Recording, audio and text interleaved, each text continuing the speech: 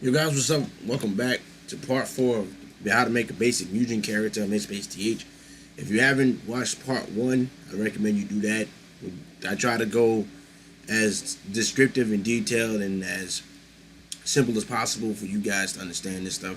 So go back to part 1, video will be in the description below, and that's all I can really tell you. So today, we're actually going to get into the next thing, We dealt with the definitions, simple as that, whatever, right? We dealt with the sprites. All of our sprites are now aligned. All of our sprites now work. Eagerly proud that we made it this far with no errors thus far, And if you have made it this far too, congratulations, man. I'm proud of you. I'm proud of you all, whatever the case may be, So, all right. Now today's topic, we're gonna get into some real nitty gritty work. You see this icon right here, it says animations. Click that. This is where we're gonna be at today. So today's thing is basically, before we do anything, we're gonna put everything in animation, and then we add the blue boxes, which is the collision box. We add that afterwards. Alright? So if you have something like a Street Fighter character, Melty Blood, whatever the case is, there are specific hitboxes. With Sonic characters and or fan characters, you can easily just make one box and call it a day. I wish I was joking, and I'm not joking. I'm dead serious. You can do that. It is optional if you want to do that, or if you want to get detailed with the hitboxes, by all means, go right ahead. It's up to you. But yeah.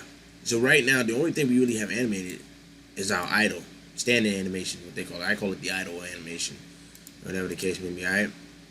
Now let's move over to the next one. Turning. You can put whatever sprite you want for that. And you know what? I think I do have one here.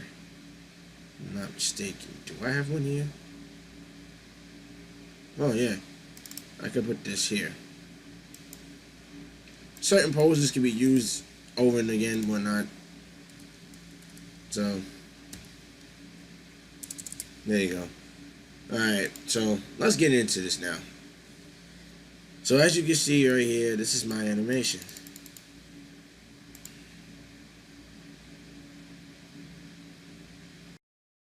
Alright, this is the idle, and this is going to be my turn. I'm going to use one sprite. Use how many sprites you want to make a turn animation, or whatever. Crouch turning, you can use a crouch pose, it don't matter. I'm going to use a crouch pose because I feel like it's simple that way. I'm going to go find it real quick. If I can not scroll down scroll up so fast, scroll up and down so fast, I probably would have found it already. There it is. There we go. Get that out of here. Next. Remember to always, when you add a new sprite into anything, remember to always remember this. This is key. This is crucial. Whenever you add a new sprite, because right now I'm on stand and crouch, so you should be on stand and crouch too. Okay, you right click, and sometimes we gotta add AIR. That's like, I don't know what the AIR stands for, to be honest. I just tell you to add sprite in. But whenever you add a sprite in, and you want to get rid of the previous frame, you go back to the previous frame. Do not stay on the same frame that you added, because then it's gonna get rid of the new one you just added. Go back to the previous frame, get rid of it. And there you go. Since I don't have a standard crouch animation, I'm not gonna sit there and waste my time doing that. Probably later on in the future, I'll probably spot it out and put it in there. But right now, I'm not doing that. I'm not gonna waste my time with that. All right. Crouching animation is basically the pose that they're in when they're crouching. I can reuse that, same thing. And then just so you know, this icon right next to the time frame, this is basically to apply the time that's on one frame to all the frames in the animations. Alright? So let's say if I have the crouch animation right here, right? The crouch animation is 1, the time is 1. And 60 FPS is 1 frame. 1 tick, 1 frame. So if I applied this time to like 6 other frames that is after this frame I'm on, All the other frames are gonna go one frame in 60 FPS. It's gonna be super fast. So you want to make sure you're careful with your times and your ticks to make sure everything is at least smooth and works out pretty fine. All right, let's move on to the next one. Crouch to stand. For those who don't have that many sprites of like crouching and whatnot, whatever the case is, don't worry about it. Not every music character has a certain amount of frames to make it look like they're getting up and such. Some of them get up quick, some of them don't get up quick. It's okay, you know. Don't even worry about it. Get rid of that. Press that. All right. Walking forward, we kind of need to go and do this. This one here, I'm going to teach you how to add the whole thing instead of going one by one to do it. Let me go get my walk cycle. Here it is. All right. So I right click, add group to animations practically. That means that all the frames that is in this group is going to go into this animation when I press add group to animation. Here you go. I get rid of this. Now we're going to have to legitimately play with the time on this one. Alright? I usually put 6 frames or 6 ticks. Right? And I apply the time to all my frames. And then there you go. Alright? So that's easy said and done, right? Look how easy that is. She's walking. It looks nice, you know, it looks smooth, whatever. Right? So make sure you saving, also saving at times too, because you don't want to forget to not save. You have to make sure you save periodically. All right. So let's move on to the next one. Walking backwards. I do this. Most people, what they'll do is they'll flip it around and have them actually walk backwards. What I would do is, since I like to have my character face the enemy, I will have them basically walk backwards facing you. So it's like reverse walking cycle. So I do like this. I go from the last frame of the group all the way back to the first frame. Keep doing it. Keep doing it. Keep doing it. Keep doing it. Keep doing it. Keep doing it. There you go. Right? And the same time can be applied to them. You know, I put it for 6 ticks. How many ticks you put it for? How many seconds you put it for? Whatever the case may be. You know, do you? You're supposed to have fun with this. You're not supposed to make it real serious or not. You can have moments where you can make detailed music characters, funny characters, whatever the case may be. It's perfectly fine and it's perfectly normal. Do not worry about what people think about it. All right. All right. Let's move on. So let's play this back. Now she's walking backwards. All right. Now if you don't like how it looks right here and you want to actually see if this is actually working in Mugen, let's open away Mugen right now, okay? No escape. Fight.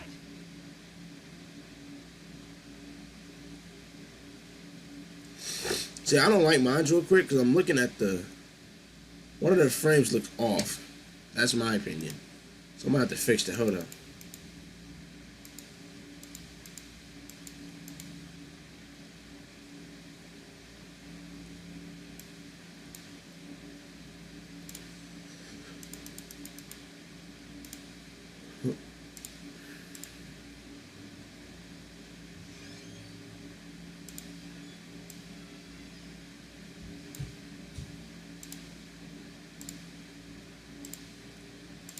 This is gonna be very complicated. I swear it is.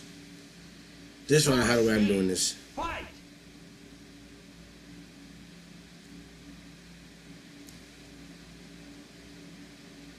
All right, it looks better. I'll take it for now. That is, I'll take it for now. All right, let's move on. I'll fix that later.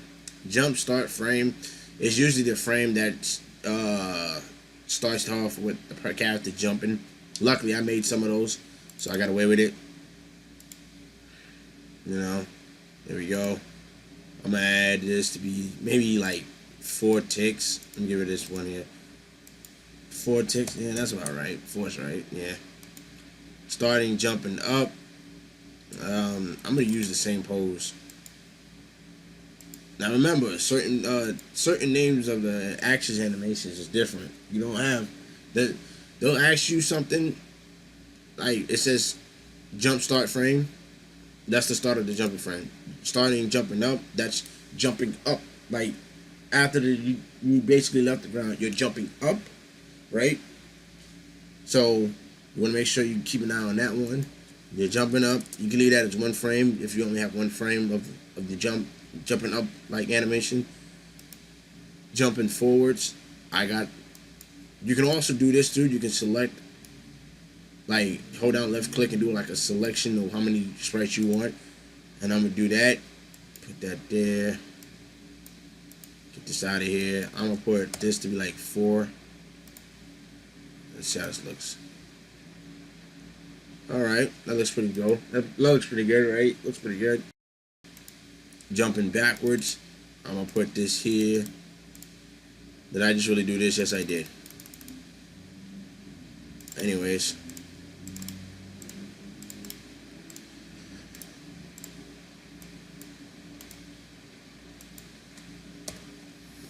Do like this.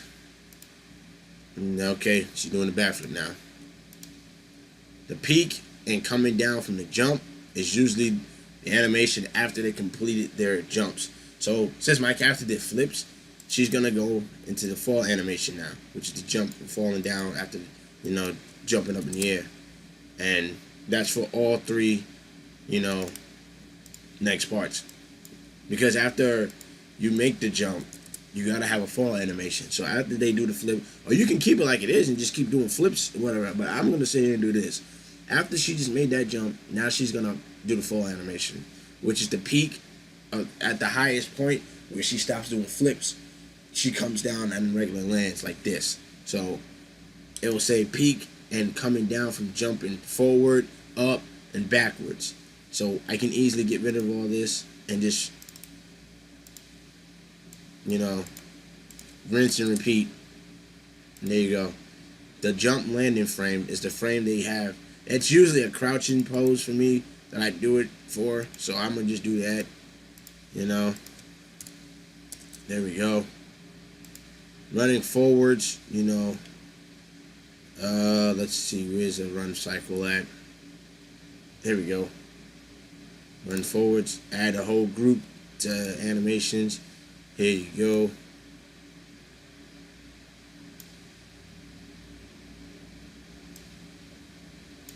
And there we go.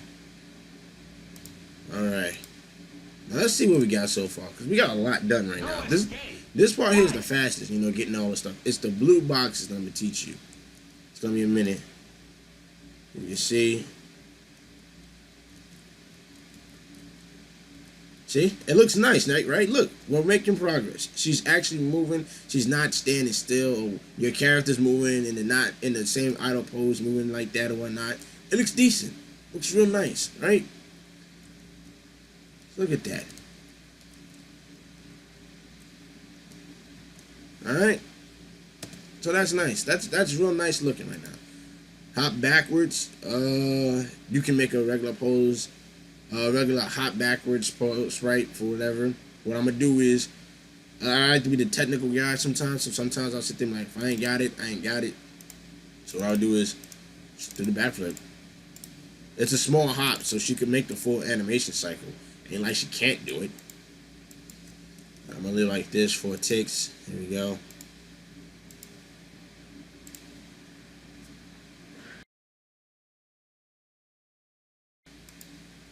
Guard start. This is the blocking poses. There's like 9 sections to go through with this. Alright, this is the starting pose. So I'm gonna put this here. The crouching pose.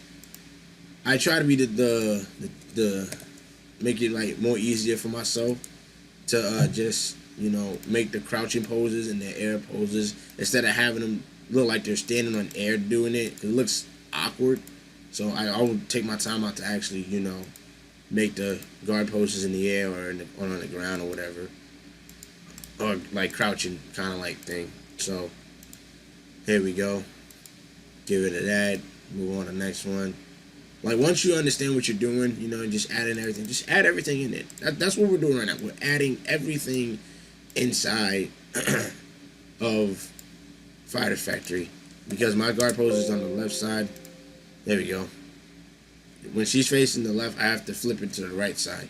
Certain poses like these I get away with, because it's facing to the left, whatever. But I cannot say the same for like hurt poses because you have to have them facing towards the right. It's mandatory, in my opinion. You should do that, you know. So there we go. There. All right, we're at the ending of it all now. Here we go. And this here. Well, we're just rinsing and repeating a lot of this stuff, so.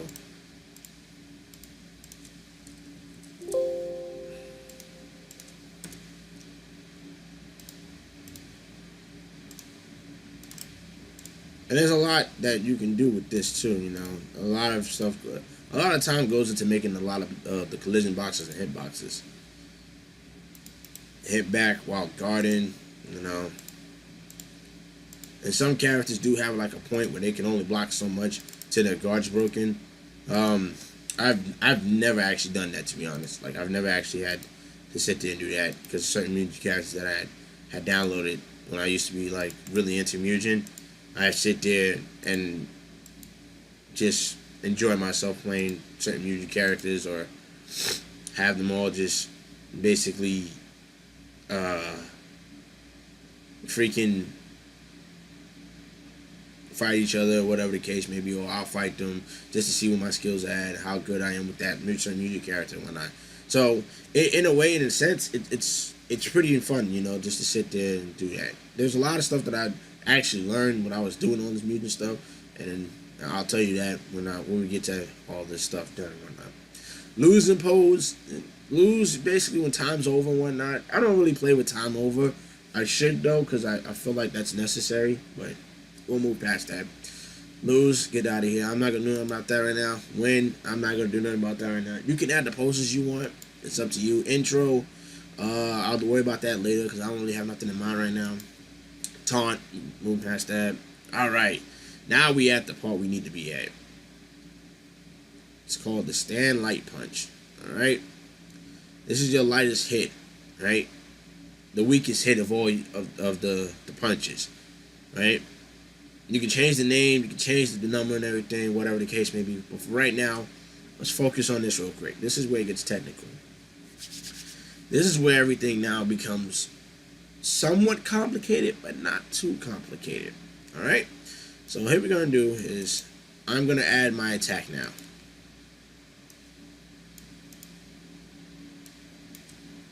All right? Now you can change the time to whatever you want, whether it be a super fast punch, whatever the case may be, And I'm not going to call this light punch. I'm going to call this jab. Oops. Here we go. I'm not going to call it a light punch. I'm going to call it a jab. Alright. Move past that. Medium punch. Let's see. I'm going to leave that one there for the strong punch. I know I had another punch in here somewhere.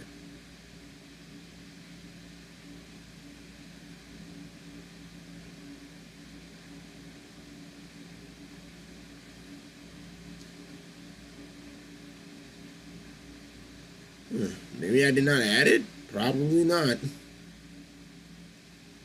I probably didn't add it. Knowing me, I probably did not add it. Alright, whatever. For right now, I'll just use this. I'll substitute this out with another punch.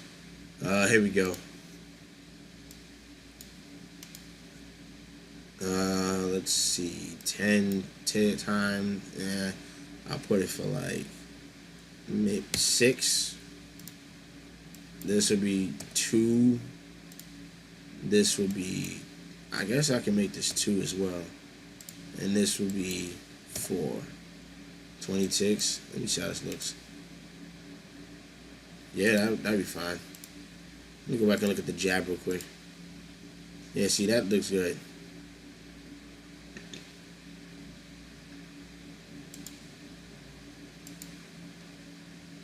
Maybe I should have that move forward a bit. 1, 2. Yeah, there you go.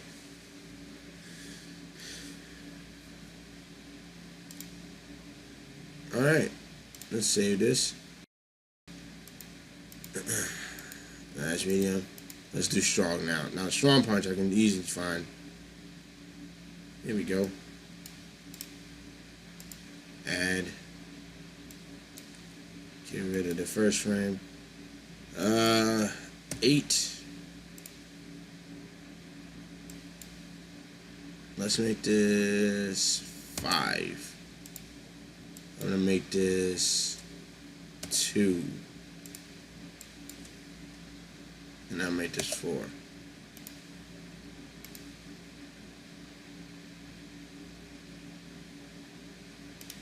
This is probably kind of like too slow for me, so I'm gonna probably put like 6. Oh wait, hold up, it didn't register. Hold up.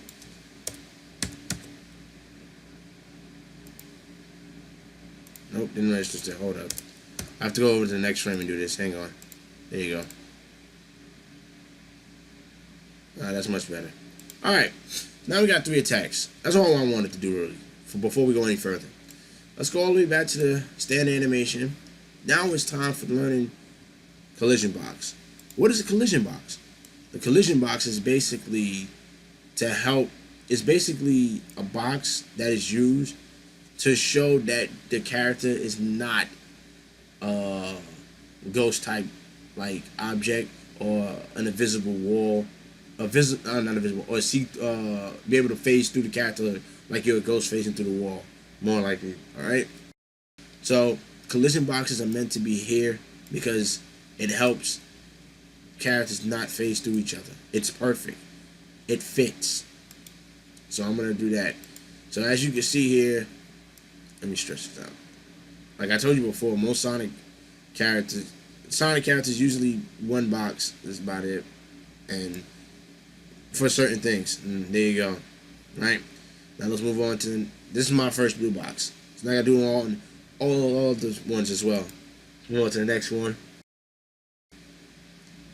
Now, I'm not gonna remake that box again because that just took some time. Let's say for example. So what if I just wanted to like copy and paste it?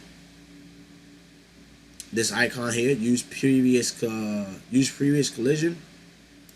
Boom. There you go. Last frame. It uses the last frame that has the blue box, collision box, or attack box, and puts it on the next frame when you hit use previous collision.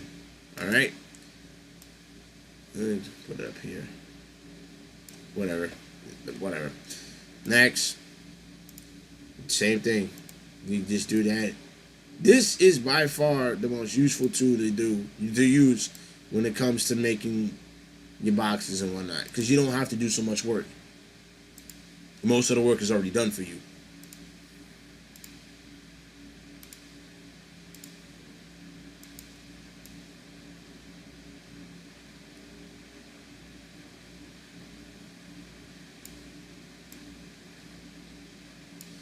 Here we go. Next, I'm going to skip past this. I'm going to skip past that. Actually, hold up. Something ain't right about that. There we go. Alright, moving past that. I'm moving past the crouching animation. Walking forward. Here we go.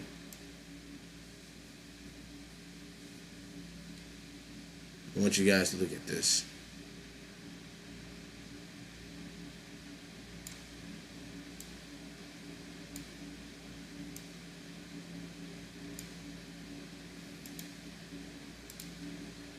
There we go. There we go. I'm going to extend the boxes. Right now, I'm just putting out this right here just so you guys can see what I'm talking about. There we go. Here we go. Here we go. Here we go. Alright. Let me save all. Now let me show you what I'm talking about. Alright? No escape. I'm gonna Fight. Alright, so now I have collision boxes on two things. The walk cycle and the idle. So what I'm gonna do is I'm gonna press Control C, which brings out my collision boxes. As you can see that there's no collision, but we're also attacking now. You know, no collision on, no hit boxes on the attacks, no effect. It's gonna phase right through them. All right. So you can see it works, right? We're pushing them over. All right. It looks like this, but it's getting the job done. We got the job done technically. Now I can't phase through the character. You know, I don't have a reason to phase through the character. So, there you go. Alright? So, now that you guys learned about this, let's move on to one last thing. We're going to go to attack. Where's the stand? The jab. Here's the jab. Alright. So, add a blue box here.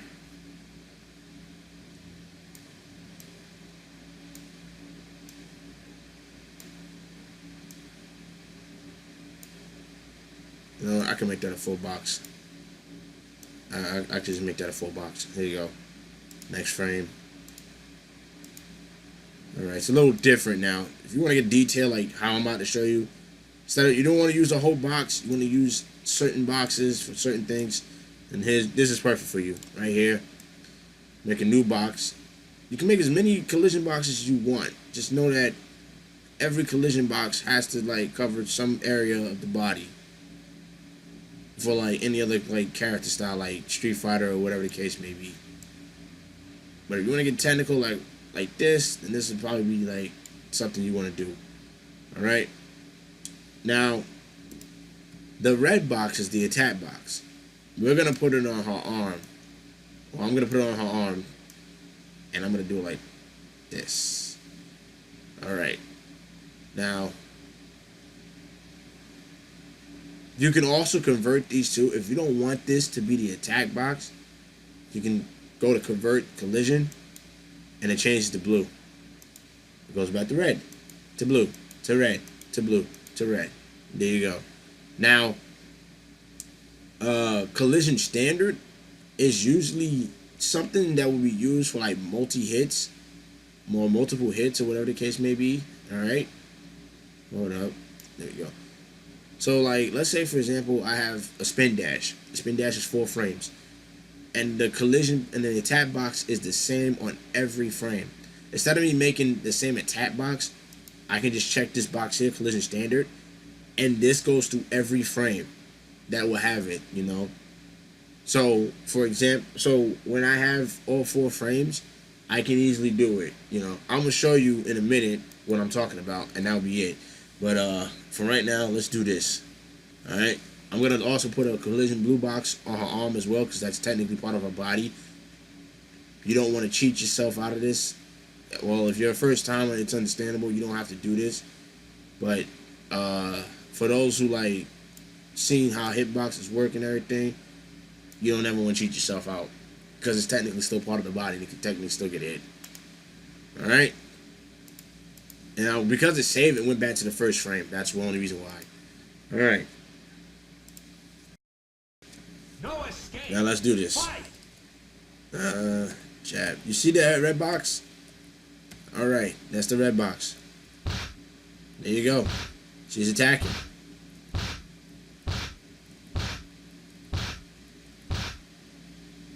All right, that's it. There you go. Now let me tell you what I was talking about earlier with the whole spin dashing thing. I can do that actually. I actually had a spin dash. All right, here it is. Let me add this whole group in.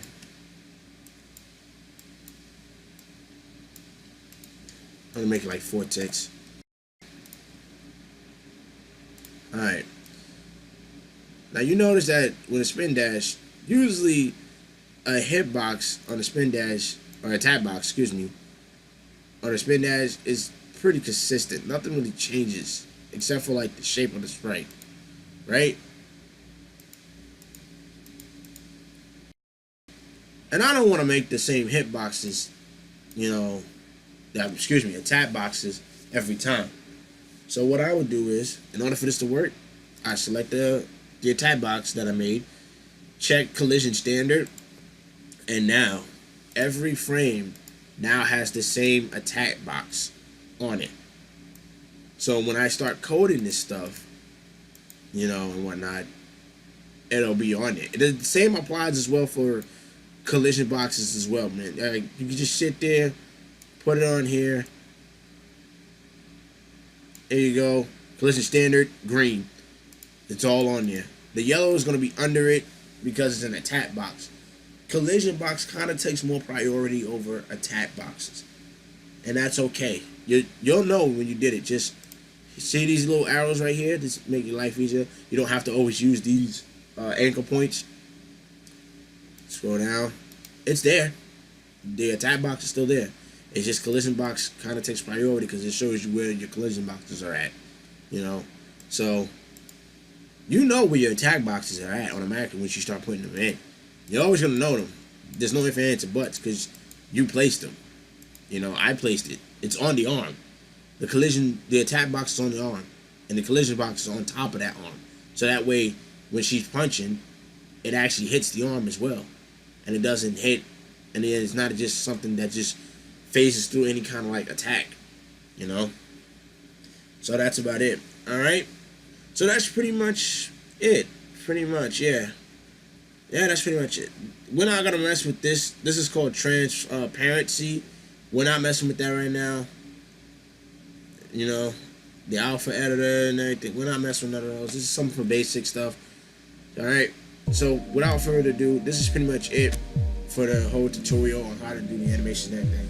So just go through everything and just have it all animated, blue boxes, red boxes, you know, get them all inside of the animations and whatnot. Mainly, like I said, remember, red boxes are attack boxes, blue boxes for collision boxes.